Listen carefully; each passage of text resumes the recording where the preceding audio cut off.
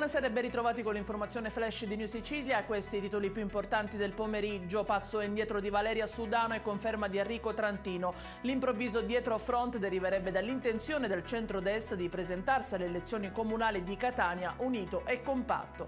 Questione migranti. Il governo Meloni ha deliberato lo stato di emergenza su tutto il territorio nazionale dopo la proposta del ministro per la protezione civile e le politiche del mare Nello Musumeci. È morta la 65enne rimasta ferita lo scorso 7 aprile nell'esplosione di un'abitazione di Tortorici. La donna è deceduta nel reparto di rianimazione dell'ospedale Cannizzaro di Catania, dove è ancora ricoverato un 16enne coinvolto nella deflagrazione. È iniziato oggi da Marsala il Giro di Sicilia 2023. A tagliare per primo il traguardo è stato Finn Fisher Black, secondo posto per Vincenzo Albanese, seguito dal suo compagno di squadra Diego Ulissi.